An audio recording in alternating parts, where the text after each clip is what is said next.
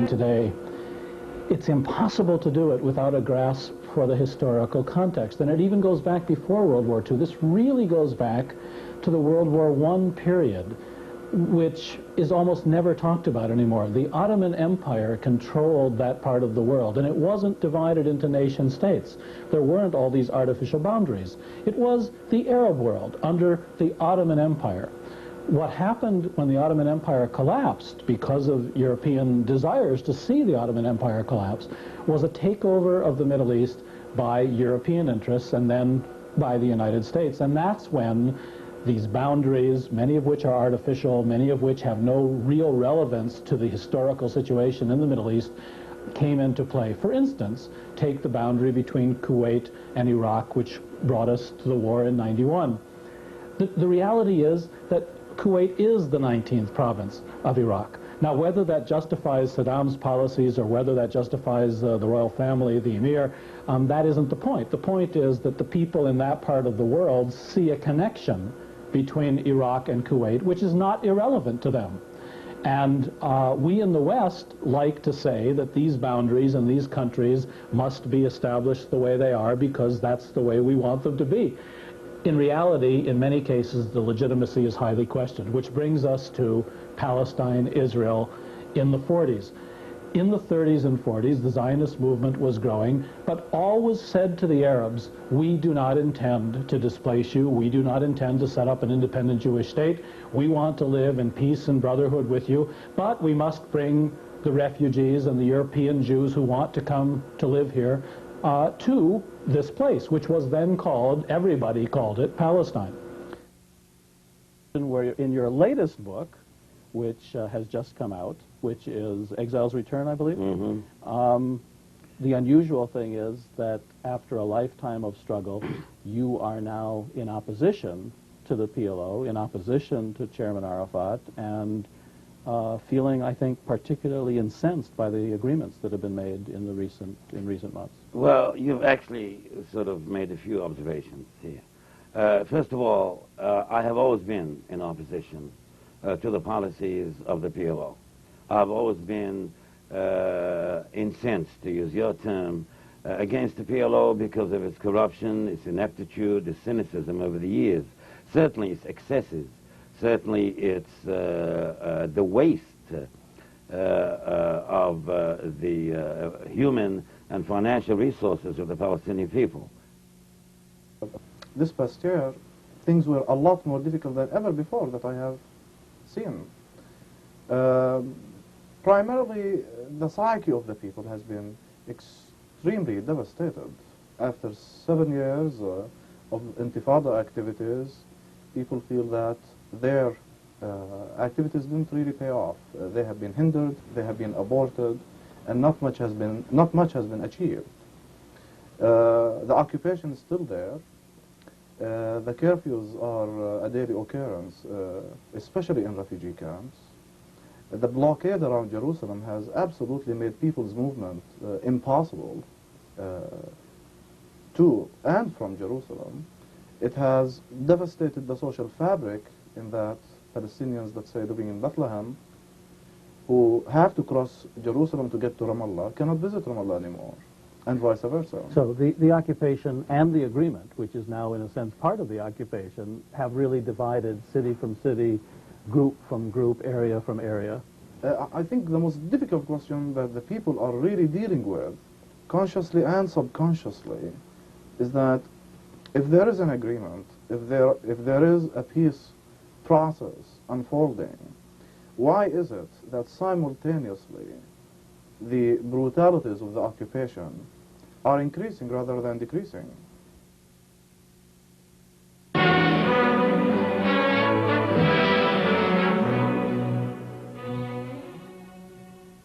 Allahu Akbar wal mawt li fat.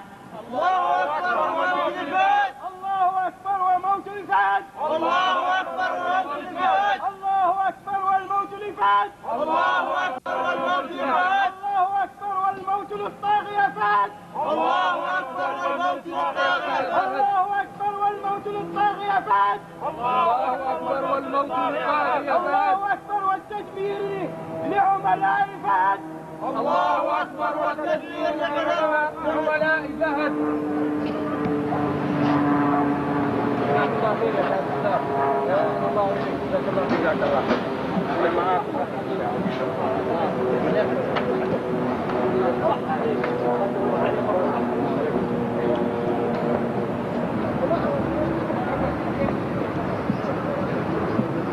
And then when you can, pan up to the embassy.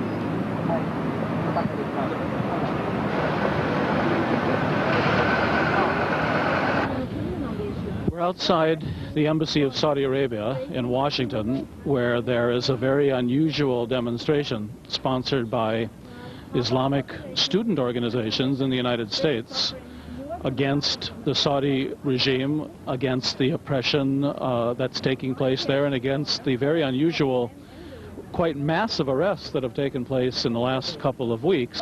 It's a very restrained demonstration of maybe 40 or 50 people.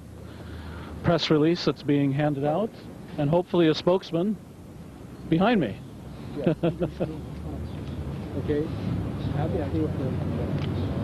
Would you tell us about the demonstration? Yes. And why you've organized it? Yes. This demonstration is being organized by many Islamic centers and foundations and groups in this country to protest the recent Saudi government attacks on some scholars, intellectuals and university professors because they dare to voice their opinion which had contradictions and criticism to the government of Saudi Arabia. I mean, I was born in that house. I wanted to be there. I knocked on the door. This old man comes out with a heavy East European accent, and he asks me what I want in Hebrew. I tell him I ask him, do you speak English? And he goes, yes, I do. And I say, look, I was wondering if you would mind if I just looked around. He, of course, is surprised by my strange, bizarre request. So to edify him, I say, look, I was born in this house. So he lets me in, and he says, you were born here and you don't speak Hebrew? I said, look, I'm an Arab, I'm not a Jew. So he had arthritis, and I could tell his arthritic attack was aggravated.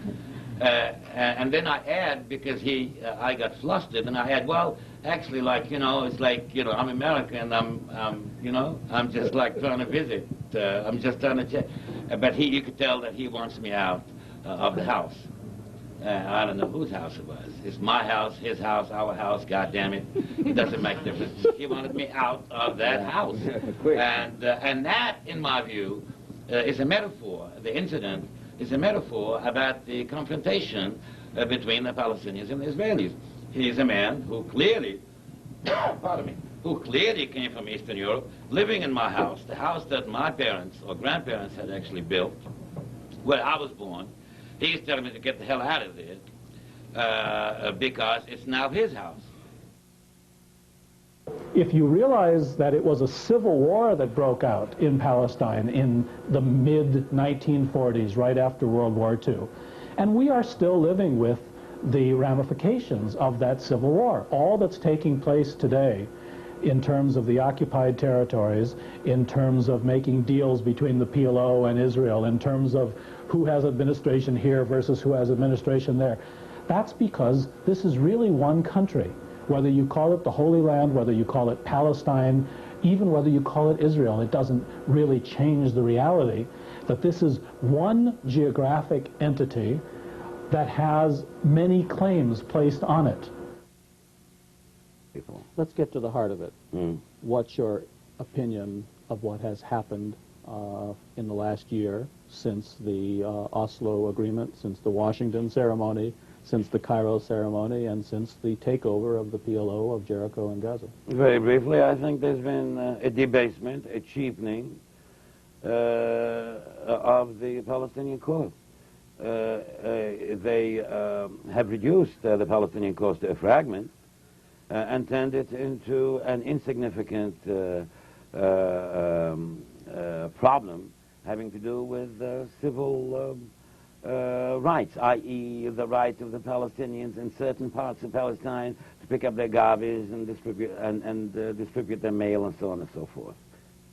I mean, the Arab region, in my view, will be out of questions pertaining to culture, to civilization, to prosperity, to modernity for quite a long time. It's not the case that there are no talented people there. It's not the case that there are no skilled people. But it certainly is the case that such talents are suppressed, liquidated, marginalized, or basically forced to leave the region. Hamas is not a bunch of crazy Arab radicals killing Jews and refusing peace agreements. Hamas is a legitimate expression of Islamic national interests that goes back a long, long time into the Ottoman period, in fact. And they refuse what they consider to be an agreement which subjugates them, which places them on reservations, which puts them in a Bantustan situation, which leaves the Israeli empire thriving and vibrant, and is supposed to then have Palestinian police, or as the Chicago Tribune a few days ago said, Palestinian cops, taking care of them. Now, I don't share anything theologically with the people in Hamas. I have met some of them by accident on the many trips that I've taken, over 100 trips to Israel and Palestine in the last 15 years. I find them very dignified people, very thoughtful people, people very aware of their history and their heritage, people fighting for their self-determination, for their freedom, for their dignity, just as other people in other parts of the world fight for theirs. But here in the United States especially, we cast them as crazies and terrorists and renegades and killers. You know, we actually do to them the same thing that we did for 20 years to the PLO. And it's time to get beyond all these stereotypes and understand that people have legitimate grievances that they're fighting for, and these legitimate grievances have to all be dealt with if our goal is a stable and just peace. I mean, what about the Israelis? Are they going to give us reparations for all the pain and the suffering they inflicted on us? 4 million Palestinians? Huh? They can ask for reparations from the Germans, but we cannot ask for reparations from them? What's going on here? They killed us and massacred us and bombed us and terrorized us over the last half-century. And occupied you. And occupied us. And I'm talking about the exiles. Right. You know? I'm talking about us, the people who nobody's talking about. You're watching Mideast Realities. My name is Mark Bruzonsky, and our guest is Hisham Ahmed, Professor of International Affairs, who got his PhD here in the United States, but who lives now in Dahesh refugee camp, where he was born, outside of Bethlehem on the West Bank. Life in the occupied territories has not gotten any better. The occupation is still there, deeply entrenched. Sure, the soldiers are not seen on the streets of Gaza on a daily basis, but their presence and their influence is constantly felt. And certainly they control people's movement in and out of the Strip. Whenever they want to close the gate of this jail, they do. Whenever they want to open it for whatever reason, they do nonetheless. They do that as well. So the occupation is still there in full-fledged. There are no changes on this front whatsoever. But you do foresee changes, don't you? There will be Palestinian police expanding to other cities. There will be a veneer of Palestinian control, short of independence. I mean, I use the analogies as a Westerner of Bantustans and reservations. Do these reservations, do these concepts have a resonance with you as well? Indeed they do. Every city, every town, every camp has been turned into a reservation, isolated from the rest. And that's exactly what autonomy, I mean, in the legal sense, really means. And that occupation, by the way, is extremely brutal. We're not talking about the fact that the Israeli army is just there, you know, policing traffic. The Israeli army is involved in terrible forms of torture, terrible forms of repression, terrible forms of intimidation, and has been for a very long time. Outrageous in terms of what the Israelis say they stand for. And that's why American Jews like myself have been so impelled to speak up against it. most of these countries that we call countries in the Arab world are not really countries. They are artificial creations established there by former colonial overlords. Someone like Churchill in the heyday of British power was able to go to our part of the world and say, let there be Jordan. And there was a Jordan. You see? Let there be Kuwait. And let there be Kuwait.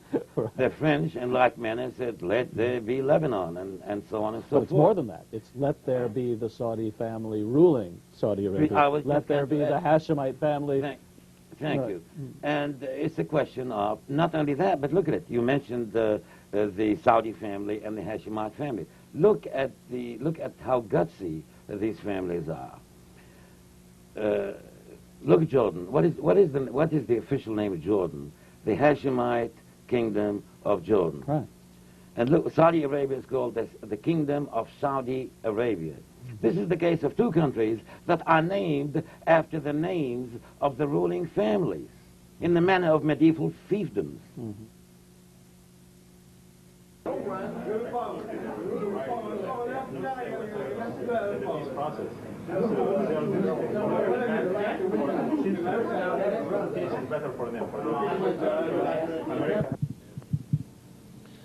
In 1948, July 1948, roughly about 1 million Palestinians were kicked out of Palestine, including my family. You could see these soon-to-be exiles. You could see these million souls trekking up north to seek refuge in Lebanon, arriving there harrowed and beaten. You could see them trekking south to seek refuge in Gaza, arriving equally harrowed and beaten. And you could see them trekking east after they were expelled from the twin cities of Lydda and Ramla by the Israeli forces, led by no other than Yitzhak Rabin, who 30 years later, almost exactly 30 years later, ordered his army to break the bones of the children, of the descendants of these people whom he kicked out. Of course, the Israelis that year, 1948, would have loved for these million Palestinians to trek west and to keep on trekking west to end up in the Mediterranean, never to be heard from again. But almost 50 years later, Rabin and the rest of the world has in fact heard from us again and again and again. And these million refugees, exiles, went from being 1 million, they doubled to 2 million, they tripled to 3 million, and now they have almost quadrupled to 4 million.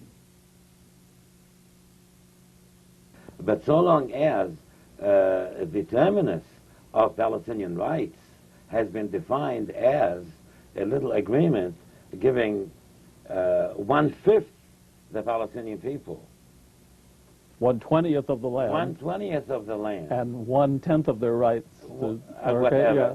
Then clearly we have a prescription for the continuation of conflict in Palestine. You know.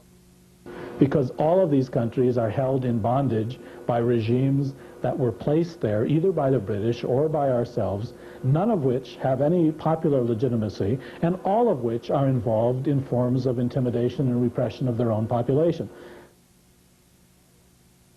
It was airplanes being blown up and people in Germany at athletic events being killed. That's what put the Palestinian cause on the map, not intellectuals, not writers, not people appealing for justice and conscience. What is going to put it back on the map? So you're saying the sword is mightier than the pen, huh? I'm afraid so. And you and I use... You're talking to a writer. Well, hey, me too. On the other hand, we got to face reality. This is Mideast realities, huh? We helped Israel develop its nuclear weapons. We, the United States, created the arms race in the Middle East. Now we say to the Arabs, to the Pakistanis, to the North Koreans, that you're not allowed to have nuclear weapons because the international community has decided, of course, we run the international community on the whole, and if we don't like what they do, we don't pay our bills at the UN. But look at it from an Arab point of view. Why should an Arab say, we 200 million Arabs are not allowed to have modern weapons, which are the token, the currency of power and influence, but your ally Israel, 3.5 million Jews, which works closely with you, they are allowed to have these weapons and to intimidate us with them. My name is Mark Bruzonsky. I'm the host of this program, and we're in downtown Washington today. We're on K and 16th, in fact, in the heart of downtown Washington, and we're at the offices of an organization that goes by the name the Council on the National Interest. The very day of the Cairo agreement, and I was asked that morning by Canadian National Television to come down to their studio, and on the way down I was reading the New York Times. And amidst all the articles about how important this is and what a breakthrough it is, and of course I was already thinking what was I going to say, and I was going to say this is an agreement that's been prepared for a very long time, and it's in keeping with what the Israelis have wanted to do with the Palestinians. It's not quite this unprecedented breakthrough that it's being portrayed as. But I looked at the front page of the New York Times and I said to myself, my God, there's the truth of this. There's no story, there's no analysis, it's all in the picture. And there's this huge picture of the electrified fence that's being used, that's being built and completed all around Gaza, right as the Palestinian police are about to enter. Well, that tells the story. The Israelis were letting Palestinians out of their prisons, sending them to the Gaza prison. But the Gaza prison was going to be a living prison. It wasn't going to be a prison with internal barbed wire and cells, and they would have to bring the food in and take care of the prisoners.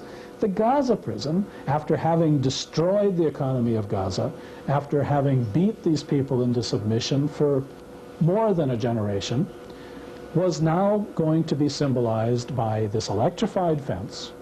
Only those Palestinians cooperative with the Israelis, with their new computerized ID cards and everything, were going to be let out of this prison. The rest were going to be bottled up inside it. Look, PLO's gone. PLO's finished. I mean, it has hardly any support in the West Bank and definitely in exile. But it's got all the money and all the guns. It's got all the money, and it's got the support as a client regime. It's got the support of the EEC, the United States, and so on and so forth. No, I do see Islamic activism, not just in Palestine, but the entire Arab world, as the new wave. And I don't think they are going to be cowed by Yasser Arafat either, who is now serving the interests of the Israeli occupation. See, what I'm suggesting to you, the reason that a great many of us, Palestinian Democrats, writers, poets, activists, dismiss this so-called peace agreement is because we think it's a trick. But it's more than a trick. It's more sinister than just a trick. What this agreement is,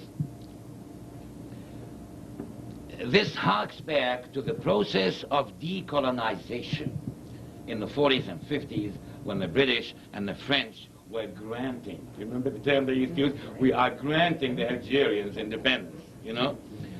The process of decolonization essentially is the British would move out of India or move out of Nigeria or whatever, and say, well, we are granting independence to the Nigerian people. But in this egregious, sinister process, they leave behind a leadership elite that is subservient to them and is guaranteed to serve their interests forevermore. In other words, this leadership elite will be in power to continue the process of colonization, except in this case, the colonizers are not physically in the country. In other words, the colonizers, in this case the British, will continue to exploit the labor and the resources of Nigeria, without them actually being there to do it themselves. So this is what's been happening in this is the history of the second half of the 20th century, my friends. This is named the struggle of indigenous people, the struggle of oppressed peoples who had been formerly colonized, struggling against indigenous elites who are serving the interests of the former colonizers. And this is what Yasser Arafat and the PLO, that has been totally corrupted and totally bought by the Israelis and Washington. Sold out indeed. Thank you. That sums it up for me.